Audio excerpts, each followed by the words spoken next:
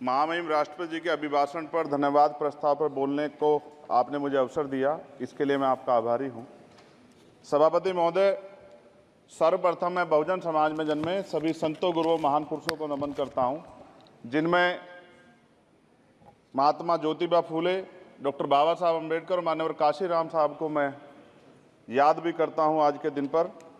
साथ साथ नगीना की महान जनता और भीम आर्मी और हमारी पार्टी आज़ाद समाज पार्टी काशीराम के साथियों का भी धन्यवाद करता हूं। इसके बाद अपने कुल गुरु जगत गुरु सदगुरु रविदास जी महाराज को भी मैं नमन करता हूं, जिन्होंने दुनिया को लगभग 600 साल पहले बेगमपुरा शहर के रूप में दुनिया का सबसे महान लोकतांत्रिक दर्शन दिया। अध्यक्ष महोदय, माननीय सभापति जी, 14 अगस्त 1947 को ये देश अंग्रेजों के अधीन था। 15 अगस्त 1947 को हम लोग आज़ाद हुए। 16 अगस्त 1947 को देश आज़ादी में था, लेकिन धन धरती राजपाट में बंटवारा नहीं हुआ। जो साधन संसाधन थे उनमें बंटवारा सही रूप से न होने के कारण एक बहुत बड़ी आबादी सुविधाओं से वंचित और सम्मान से वंचित रह गई। उनको सम्मान देने के लिए और अंतिम व्यक्ति तक सुविधाएं पहुंचे, इसके लिए लोकतंत्र की व्यवस्था हुई। लेकिन आज़ादी के 70 साल बाद भी हम कहाँ खड़े हैं, इस पर ये चिंता का विषय है। मैं मानता हूं कि सामाजिक न्याय तभी होगा माननीय सभापति जी, जब जातीय जनगणना पूरी होगी और जातीय जनगणना कराई जाएगी और साथ साथ संख्या के आधार पर आरक्षण जो है वंचित वर्गों का बढ़ाया जाएगा। उसके साथ साथ जब राष्ट्रपति जी अभिभाषण पर बात रख रही थी तो उन्होंने शहरी और ग्रामीण क्षेत्रों के विकास की बात कही और ये भी कहा कि दुनिया में सबसे उत्तम शहर हमारे यहाँ बने। लेकिन माननीय सभापति जी, 70% आबादी तो गांव में निवास करती है, तो गांव की आबादी के बारे में भी सोचना होगा कि उनका जीवन कैसे बदले। माननीय सभापति जी, उच्च शैक्षणिक संस्थानों में बहुजन समाज के जो छात्र हैं उनके साथ कास्ट एट्रोसिटी हो रही है, निरंतर उनकी हत्या हो रही है। साथ साथ जो सरकारी कर्मचारी हैं दफ्तरों में, उनके साथ भी जो SC ST OBC और मुस्लिम और अन्य धार्मिक अल्पसंख्यक उनके साथ भी माननीय सभापति जी जातिगत और धार्मिक जो है शोषण किया जा रहा है। इसलिए मेरी मांग भी है कि पुरानी पेंशन को भी अध्यक्ष जी बहाल किया जाए। जो कर्मचारी देश की सेवा में लगे हैं उनका भी सम्मान होना चाहिए। साथ साथ सभापति जी, भाजपा ने चुनावी लाभ के लिए सबका साथ सबका विकास के नारे दिए जो खोखले हैं, क्योंकि 10 साल में दलित, पिछड़े, आदिवासी, मुस्लिम और अन्य धार्मिक अल्पसंख्यक जो अत्याचार हुए हैं वो किससे छिपे हुए नहीं हैं। ये गलत है, ये बंद होना चाहिए। सभापति महोदय जी, महामहिम राष्ट्रपति जी के अभिभाषण में निजी क्षेत्रों में SC ST OBC को रिजर्वेशन देने का कोई उल्लेख नहीं हुआ है, जो कि आज चर्चा का विषय, क्योंकि 98% प्राइवेट सेक्टर है, 2% सरकारी सेक्टर है, तो 98% प्राइवेट सेक्टर में भी हमारी हिस्सेदारी की बात होनी चाहिए। माननीय सभापति जी, आशा कार्यकर्ताओं, आंगनबाड़ी वर्करों, भोजन माताओं के वेतन वृद्धि पे भी कोई उल्लेख नहीं हुआ है, वो भी अभी नंगे, उन पर भी सोचना पड़ेगा।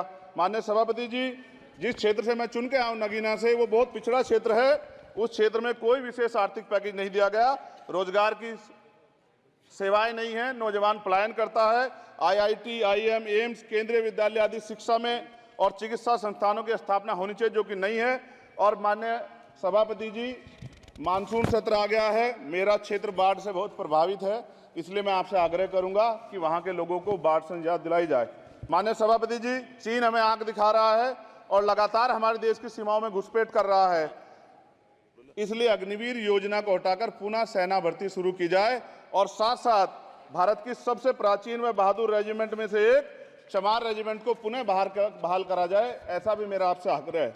माननीय सभापति जी, पिछले सारे प्रधानमंत्रियों ने मिलकर जितना कर्ज लिया है उससे दुगना कर्ज हमारे वर्तमान के प्रधानमंत्री जी ने लिया है। किसान अगर अपना कर्ज माफ कराने के लिए जाता है तो लाठी झेलनी पड़ती है, जबकि सरकार ने धन्ना सेठों का 15 लाख करोड़ रुपया माफ किया है।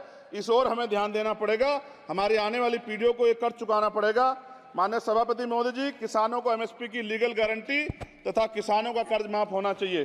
साथ साथ 2 अप्रैल 2018 को SC ST के बच्चों पे बहुत बड़े पैमाने पे मुकदमे लगे थे, वो हमारी लड़ाई सही थी, ये सुप्रीम कोर्ट ने माना और बाद में सरकार ने माना, वो मुकदमे तुरंत वापस होने चाहिए। माननीय सभापति जी, प्रेस जो है उस पर भी शिकंजा कसा जा रहा है। जो पत्रकार सरकार के खिलाफ बोलता है नौकरी से हाथ धोना पड़ता है, और सोशल मीडिया हमारा हथियार है, उस पर तरह तरह के प्रतिबंध लगाए जा रहे हैं और विरोध करने वालों को सोशल मीडिया हैंडल भी सस्पेंड करा दिए जा रहे हैं।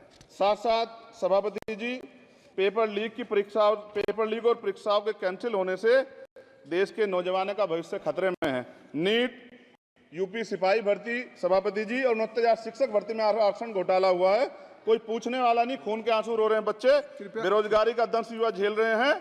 इसलिए मेरा आग्रह है कि युवाओं के लिए कृपया समाप्त करें चंद्रशेखर जी। माननीय सभापति जी, मैं पहली बार बोल रहा हूं, आप कहेंगे मैं बैठ जाऊंगा, मैं आपकी बात, मैं संवैधानिक मर्यादा का पालन करूंगा, मगर हम तो माननीय सभापति जी सुन ही रहे हैं। आप बोलिए, 1 मिनट। धन्यवाद। 1 मिनट और बोलिए। अध्यक्ष सभापति जी, नारी सम्मान की बात करने वाली सरकार, हमने मणिपुर देखा सर, हमने पहलवान बेटियों का हर्ष देखा सर, और हमने सर हाथरस की बेटी का हर्ष देखा सर, और हाथरस के परिवार को जो वादा किया था सरकार ने वो भी पूरा नहीं किया। और महिलाओं में भी, स्पेशली दलित, पिछड़े और मुस्लिम वर्ग की, आदिवासी वर्ग की महिलाओं के साथ आज भी एनसीआरबी का डाटा कहता है सर, जो जुल्म हो रहा है वो सहनीय नहीं है सर। साथ साथ कोविड में तैरती, हमने कोविड में बहुत सुना सर, कोविड में तैरती लाशें भी गंगा में हमने देखी है सर, और मजदूरों का हाल भी हमने देखा है। सभापति जी, बस सब समाप्त कर रहा हूं। नोटबंदी पे छोटे मजले उद्योग की जो कमर टूटी वो भी हमने देखी है। सभापति जी, शैक्षणिक संस्थानों, विश्वविद्यालयों में, चिकित्सा संस्थानों में ओबीसी एसटी के योग्य अभ्यर्थी को एनएफएस करके जिस तरह निकाला जा रहा है, लेटरल एंट्री करके जिस तरह हमारे रास्ते बंद किए जा रहे, ये भी हम देख रहे हैं सभापति जी। साथ साथ मेरा ये कहना है सर, ये सबका इशू है कि प्राइवेट कर्मचारी सर और सरकारी भी कई जगह पे 8 से ज्यादा घंटों से काम करते हैं, और उनको जो सर उचित वेतन भी नहीं मिलता, तो न्यूनतम वेतन 20,000 रुपए तय हो और 24 घंटे की ड्यूटी। उदाहरण के तौर पे यूपी पुलिस सर बहुत पूरा काम करते हैं वो लोग, वो राज्य के विषय हैं। आप सर मैं आपके राज्य सरकार के लिए भी आपके संज्ञान में डाल रहा हूँ विषय सर, पुलिस सब जगह है सर, लेकिन सवाल ये है सर, बहुत पसीना बहाते हैं, 8 घंटे की ड्यूटी और वेतन विसंगति, बोर्डर स्कीम से उनको जो बाहर किया जाए। माननीय सभापति जी, 1 मिनट चाहिए सभापति जी। राष्ट्रपति जी ने धर्म के बारे में बात की थी, राम मंदिर से पहले हमारे गुरुघर तुगलकाबाद का फैसला आया था राष्ट्रपति जी, वो सभापति जी अभी तक दिल्ली में स्थित सदगुरु रविदास जी महाराज का गुरुघर नहीं बना। साथ साथ सभापति जी, अपनी बात को खत्म करते हुए मैं आपसे कहना चाहता हूं कि जितना देश दूसरों का है सर, इतना हमारा भी है। हम मरने के लिए पैदा नहीं हुए, जो चाहता है हमारी हत्या कर देता है। मूछें रखने पे, घोड़ी पे बैठने पे, मटकी छूने पे हमारी हत्या हो रही है। क्या बदला है सर 70 साल बाद भी? दलित, पिछड़े, मुसलमानों पे हिंसा नहीं रुक रही है सर। मेरा आपसे संरक्षण के साथ ये आग्रह है कि इन घटनाओं को रोका जाए, और देश किसी की बपोती नहीं है, देश संविधान से चलता है सर, और संविधान से चलेगा, संविधान छेड़खानी बर्दाश्त नहीं की जाएगी सर। धन्यवाद। श्रीमती अपराजिता। जय भीम, जय भारत।